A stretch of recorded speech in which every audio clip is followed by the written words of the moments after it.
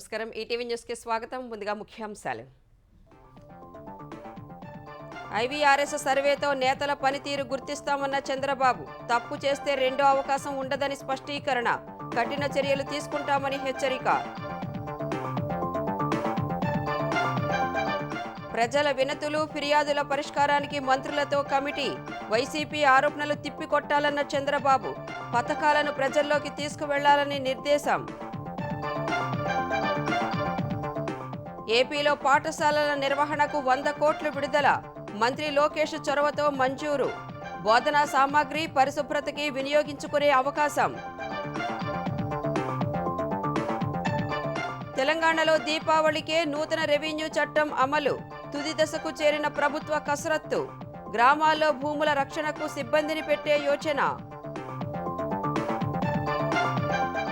తెలంగాణలో భారీగా అక్రమ మద్యం సరఫరా కేసులు. గతేడాదితో పోలిస్తే 6 రెట్లు అధికం. కల్తీ కల్లు నిరోధంలో ఫలిస్తున్న అధికారుల చర్యలు. తమిళనాడు రాష్ట్ర గేయంలో ద్రవిడ పదాల విస్మరణ. గవర్నర్, సీఎం మధ్య మాటల యుద్ధం. ఆర్ఎన్ రవిని రీకాల్ చేయాలని కేంద్రానికి స్టాలిన్ డిమాండ్. యుద్ధం ఆపే వరకు బందీల విడుదల ఉండదన్న హమాస్. పోరాటం కొనసాగిస్తామని స్పష్టీకరణ. ఇజ్రాయెల్ ప్రధాని హెచ్చరికలు బేఖాతరు.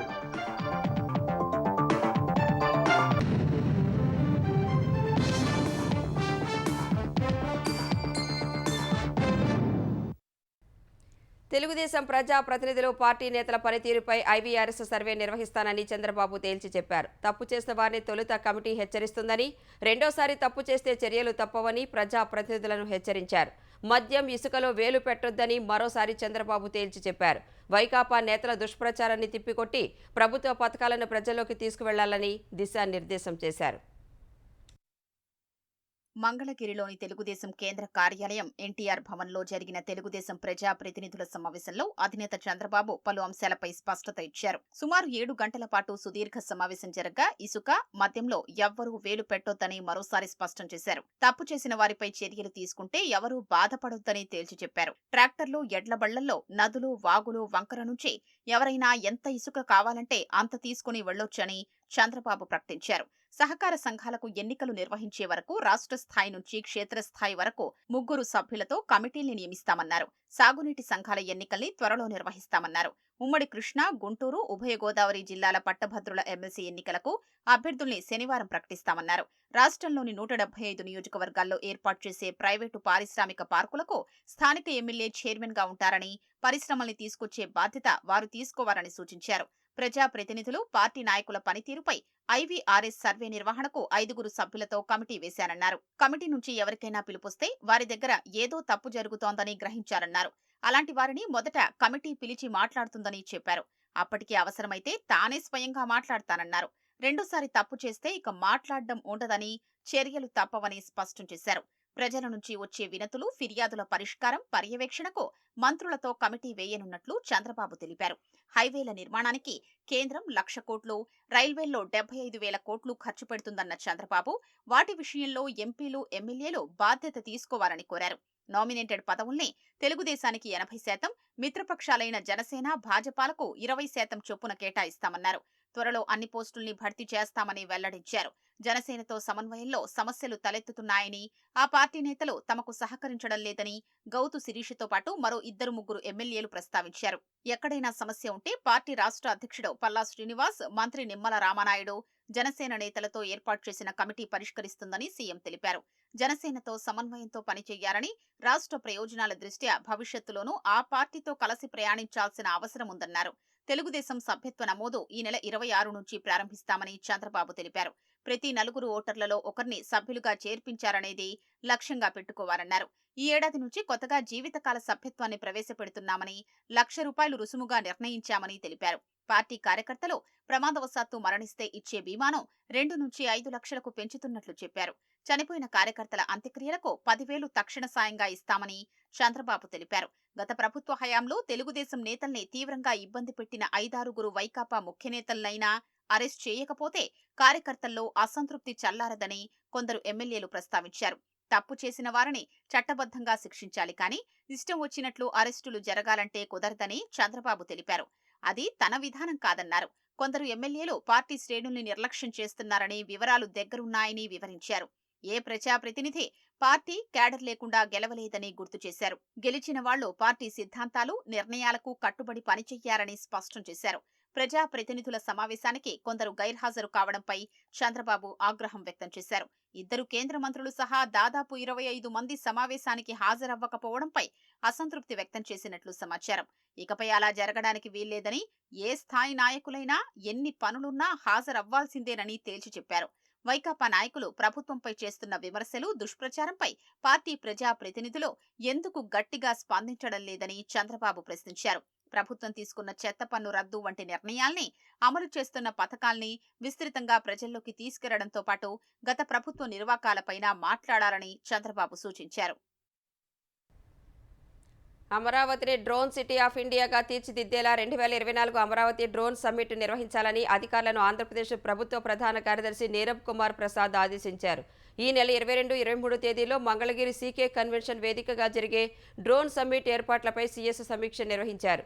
కేంద్ర రాష్ట్ర ప్రభుత్వాలకు చెందిన 400 మంది ప్రతినిధులతో పాటు ఐఐటి, ఇంజనీరింగ్ విద్యాసంస్థలు, ఇతర ప్రొఫెషనల్స్ కూడా 1000 మంది సదస్సుకు హాజరవుతారని చెప్పారు.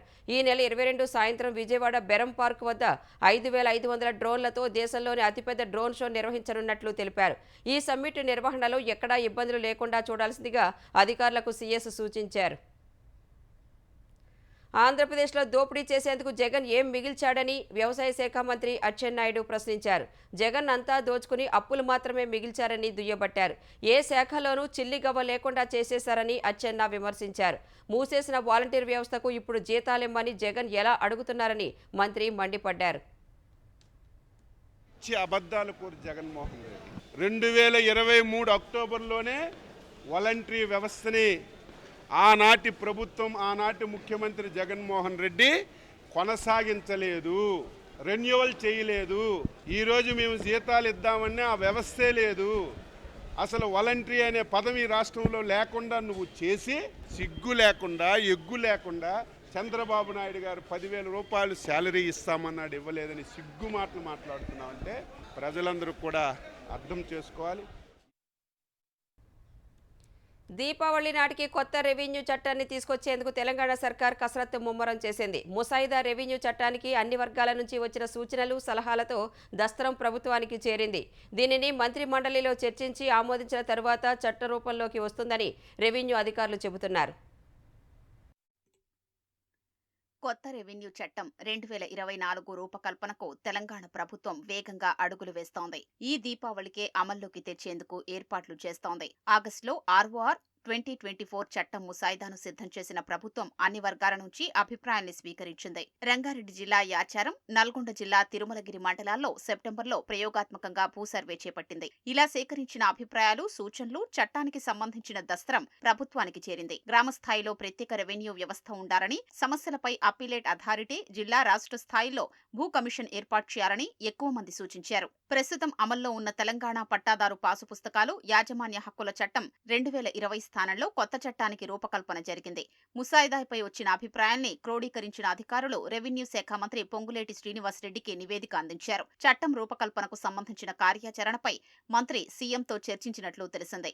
త్వరలో జరగనున్న మంత్రి మండలి సమావేశంలో నూతన రెవెన్యూ చట్టం ముసాయిదాపై చర్చించనున్నారు. అనంతరం శాసనసభ సమావేశాల్లో ఆమోదించడం ద్వారా గానీ, ఆర్డినెన్స్ ద్వారా గానీ కొత్త చట్టాన్ని దీపావళి నుంచి అమల్లోకి తీసుకురావాలన్న యోచనలో తెలంగాణ ప్రభుత్వం ఉందని సమాచారం. ధరణి పోర్టల్ స్థానంలో భూమాత పేరుతో పోర్టల్ ఏర్పాటుకు కసరత్తు జరుగుతోంది. ధరణి పోర్టల్ ప్రైవేటు సంస్థ నుంచి ప్రభుత్వ సంస్థ ఎన్ఐసికి ఇటీవలే ప్రభుత్వం బదలాయించింది. ఇక పేరు మార్పే మిగిలి ఉంది. కొత్త చట్టంలో సాదా బైనామాల క్రమబద్ధీకరణకు అవకాశం కల్పించగానే పోర్టల్లో ఐచ్ఛికాలు ఇచ్చి రెవెన్యూ దస్త్రాల్లో మార్పులు చేసే వీలుంది. ఇన్నాళ్లు ఆర్ఓఆర్ చట్టంలో వెసులుబాటు లేక సాదా బైనామాలు పెండింగ్ పడుతూ వస్తున్నాయి. ప్రభుత్వ భూముల ఆక్రమణల నియంత్రణకు పదునైన భూ ఆక్రమణల నిరోధక చట్టం తీసుకురావాలనే యోచనలో ప్రభుత్వం ఉంది.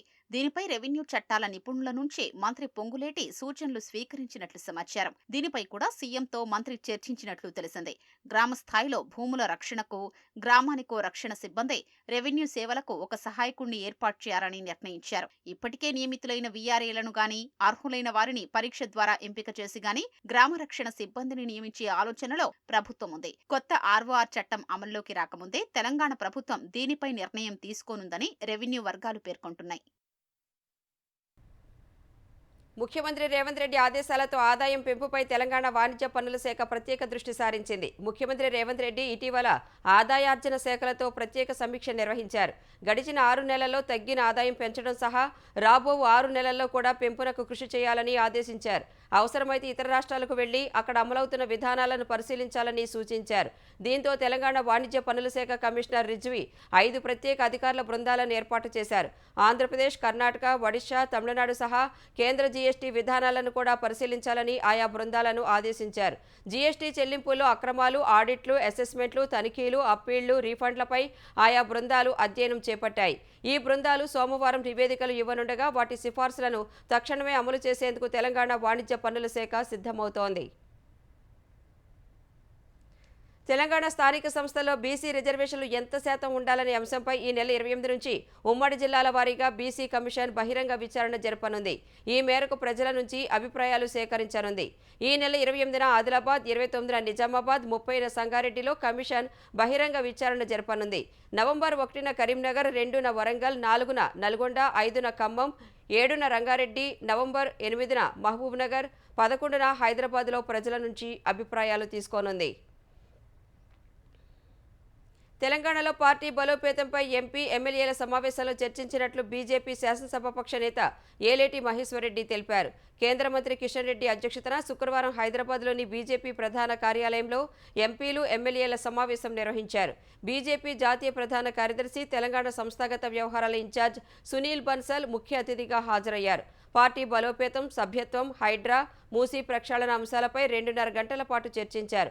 ఎమ్మెల్సీ ఎన్నికల అభ్యర్థుల ఎంపిక వ్యూహాలపై చర్చించామని, త్వరలోనే అభ్యర్థులను ఖరారు చేస్తామని ఏలేటి మహేశ్వర్రెడ్డి స్పష్టం చేశారు. మూసీ పరివాహక ప్రాంతాల్లో విధ్వంసంపై ఈ నెల 23, 24 తేదీల్లో క్షేత్రస్థాయిలో పర్యటిస్తామన్నారు. వ్యతిరేక విధానాలని ఎప్పటికప్పుడు మేము ప్రజల్లోకి తీసుకెళ్లి పోరాటం చేయడానికి సిద్ధంగా ఉంటామన్న సంగతి తెలియజేస్తా ఉన్నాం. మరి రేపు జరిగేటువంటి 23, 24 తారీఖులు క్షేత్రస్థాయిలో మా నాయకులందరూ కూడా పరిశీలన చేసి, విజిట్ చేసి, ఎమ్మెల్యేలు, ఎంపీలందరూ కూడా విజిట్ చేసి 25వ తారీఖు తీసుకునేటువంటి కార్యక్రమాన్ని పెద్ద ఎత్తున ఈ హైడ్రా వ్యతిరేకంగా, మూసీ ప్రక్షాళన వ్యతిరేకంగా తీసుకున్నటువంటి అంశాల మీద మేము పోరాటం చేయబోతున్నామని తెలియజేస్తాం. జార్ఖండ్ అసెంబ్లీ ఎన్నికలకు ఏఐసీసీ సీనియర్ పరిశీలకుడిగా నియమితులైన తెలంగాణ ఉప ముఖ్యమంత్రి బట్టి విక్రమార్క రాంచీ వెళ్లారు. స్థానిక కాంగ్రెస్ నాయకుడు, గోసేవ ఆయోగ్ రాష్ట్ర అధ్యక్షుడు రంజన్ ప్రసాద్, జార్ఖండ్ కాంగ్రెస్ ఉపాధ్యక్షుడు సుల్తాన్ అహ్మద్, యువజన కాంగ్రెస్ అధ్యక్షుడు అభిజిత్ రాజ్, పార్టీ శ్రేణులు భట్టీకి ఘనస్వాగతం పలికారు. జార్ఖండ్ అసెంబ్లీకి నవంబర్ 13, 20న 2 విడతల్లో ఎన్నికలు జరగనున్నాయి. ఆ రాష్ట్రంలో కాంగ్రెస్ ప్రచార కార్యక్రమాలు, నాయకులు అనుసరిస్తున్న ఎన్నికల ప్రణాళిక వంటి అంశాలను భట్టి సమీక్షించనున్నారు. ప్రభుత్వ పాఠశాలల నిర్వహణకు 100 కోట్లు విడుదల చేసినట్లు ఆంధ్రప్రదేశ్ విద్యాశాఖ మంత్రి నారా లోకేష్ ప్రకటించారు. వైసీపీ ప్రభుత్వం శుద్ధముక్కలకు కూడా నిధులు ఇవ్వకపోవడంతో నిర్వహణా భారం ప్రధాన ఉపాధ్యాయులపైనే పడింది. కరోనా తర్వాత పాఠశాలలకు కాంపోజిట్ గ్రాంట్లు, మండల రిసోర్స్ కేంద్రాల నిర్వహణ నిధులను వైసీపీ ప్రభుత్వం ఇవ్వలేదు. ఈ సమస్యలు తెలుసుకున్న లోకేష్ నిధుల విడుదలకు చర్యలు చేపట్టారు. 2024-25 విద్యా సంవత్సరానికి మొత్తం 855 పీఎం శ్రీ పాఠశాలలకు వార్షిక గ్రాంట్ల వినియోగం కింద 8.63 కోట్లు, కస్తూర్బా గాంధీ బాలిక విద్యాలయాల్లో డైట్ ఛార్జీలకు 35.16 కోట్లు, మండల రిసోర్స్ కేంద్రాలకు 8.82 కోట్లు విడుదల చేశారు.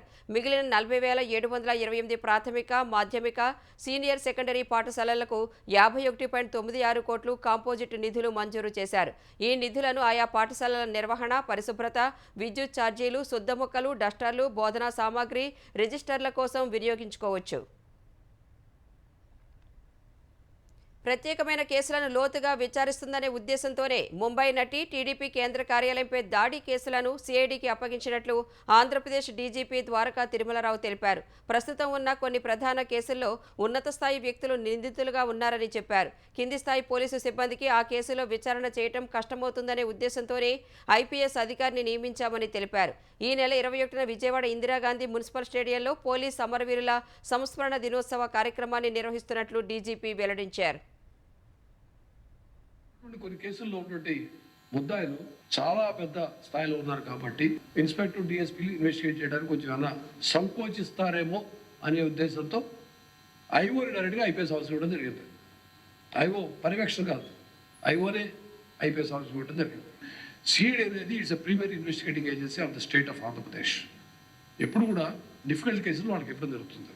అది ఏ కేసు కావచ్చు, దానికి అగ్రిగోల్డ్ కేసు కావచ్చు, ఇంకోటి కావచ్చు, ఇంకోటి. లోకల్ పోలీసు అనేకమైనటువంటి విధుల్లో ఉండి ఇది నెగ్లెక్ట్ అవ్వకుండా దీనికి ఫోకస్డ్ ఇన్వెస్టిగేషన్ ఉండాలని తెస్తే ఉంటుంది. తెలంగాణలో అక్రమ మద్యం కేసులు భారీగా పెరిగాయి. ఎక్సైజ్ జిల్లాల వారీగా ఎక్కడెక్కడ మద్యం అమ్మకాలు తగ్గుతున్నాయో ఆయా ప్రాంతాలపై అధికారులు నిఘా పెట్టారు. గుడుంబాతో పాటు అక్రమ మద్యం సరఫరా వల్లే విక్రయాలు తగ్గుతున్నట్లు గుర్తించారు. అక్రమ మద్యం, కల్తీ కల్లుకు అడ్డుకట్ట వేసేందుకు కఠిన చర్యలకు దిగారు. గత ఏడాది మొదటి 6 నెలల్లో 1012 అక్రమ మద్యం కేసులు నమోదు చేసి 1020 మందిని అరెస్టు చేశారు. ఈ ఏడాది తొలి 6 నెలల్లో 6575 కేసులు నమోదు చేసి 6344 మందిని అరెస్టు చేశారు. గతేడాది కంటే 6 రెట్లు కేసులు నమోదు కావడంతో పాటు అరెస్టులు కూడా జరిగాయి.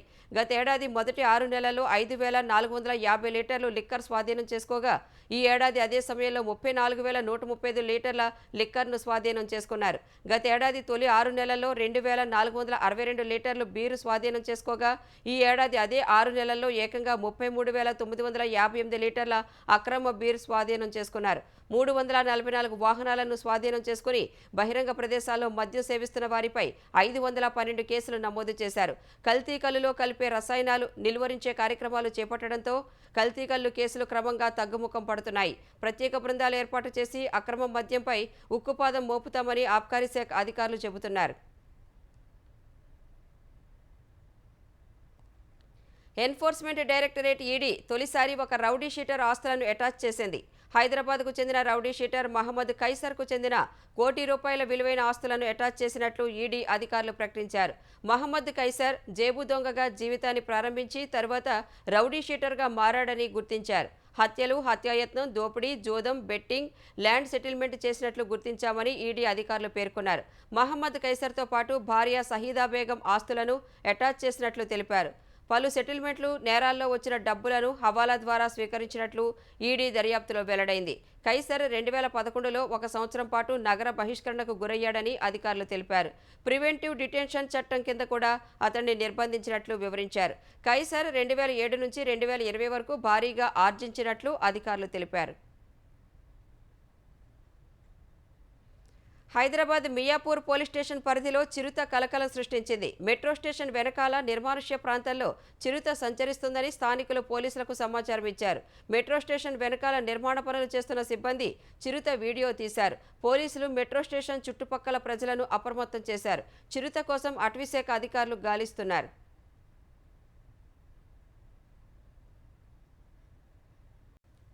ఇజ్రాయెల్ దాడుల్లో తమ అధినేత యాహ్యా సిన్వర్ మృతి చెందినట్లు హమాస్ కూడా ధృవీకరించింది. పాలస్తీనా కోసం చివరి వరకు పోరాడి సిన్వర్ ప్రాణాలు కోల్పోయారని ఓ ప్రకటనలో తెలిపింది. సిన్వర్ ఒక హీరో అని అభివర్ణించింది. గాజాలో కాల్పుల విరమణ పాటించి ఇజ్రాయెల్ దళాలు వెనక్కి వెళ్లే వరకు బందీలను వదిలిపెట్టే ప్రసక్తి లేదని హమాస్ తేల్చి చెప్పింది.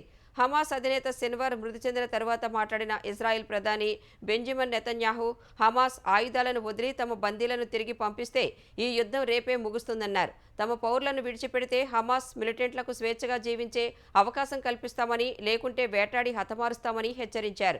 నెతన్యాహు హెచ్చరికలను హమాస్ ఏమాత్రం పట్టించుకోలేదు. సిన్వర్ మృతి ఇజ్రాయెల్, హమాస్ మధ్య నిలిచిన కాల్పుల విరమణ ఒప్పందం చర్చల ప్రారంభానికి కీలక మలుపుగా మారుతుందని అమెరికా అధ్యక్షుడు బైడెన్ సహా పలువురు ప్రపంచ నేతలు భావించారు. అయితే పరిస్థితులు అందుకు భిన్నంగా కనిపిస్తున్నాయి.